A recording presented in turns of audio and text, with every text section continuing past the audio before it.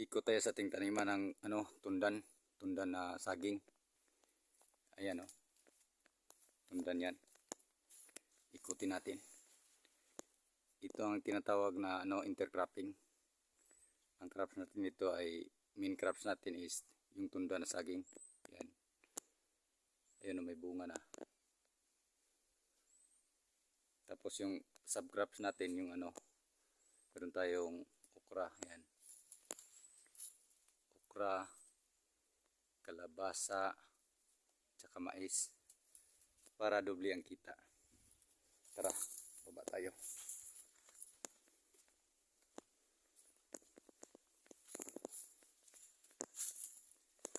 Ito yung tundan yan.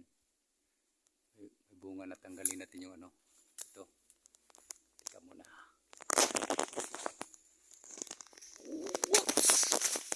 Yan, tanggal lang. Bagsak yung kataso. Yan yung mga mais natin. Yung para sa manok at baboy. Yung ginagawang feeds. Baba tayo. Yung mainit. Yan yung yung munting sagingan natin. Diyan. Pataas. Dito tayo sa baba.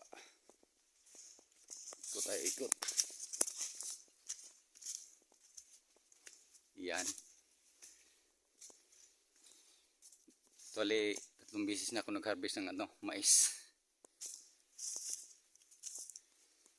Kagandahan ng intercropping kasi doble ang kita mo. May kita ka sa mais. May kita ka sa kalabasa. Saka lalo na saging yung main crops mo. Ito 7 months na to, ito. Yan. 7 months na yan. 7 months old na yan. Yan yung manok ko na pinapakain ko ng animal corn. Kaya kami. Ito yun. Yan, mga saging yan. Yan, may bunga. Ito yung kalabasa. Kasi rolling area to. Yung kalabasa, yung pumipigil pag malakas ang ulan. Ito ang pumipigil ng pagbagsak ng lupa. Tsaka pag may bunga itong nabubulok, nagbibigay rin ito ng nutrition sa lupa tulad ng potassium. Kailangan sa saging natin. Yan mga saging natin Ito may bunga na. Yan.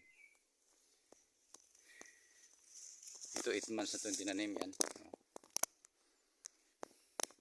May mga bunga na yung malayo yan Itong mais natin manipis na ito kasi nag-harvest na tayo. Nakatatlong harvest na tayo niyan. As.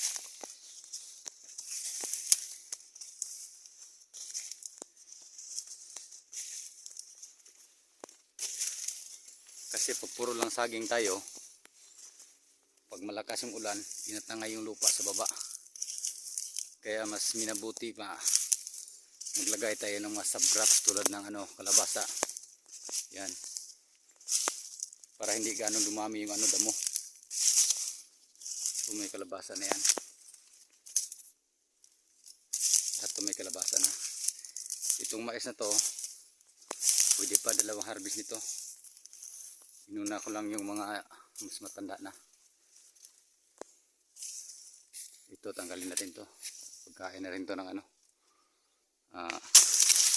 manok sa baboy.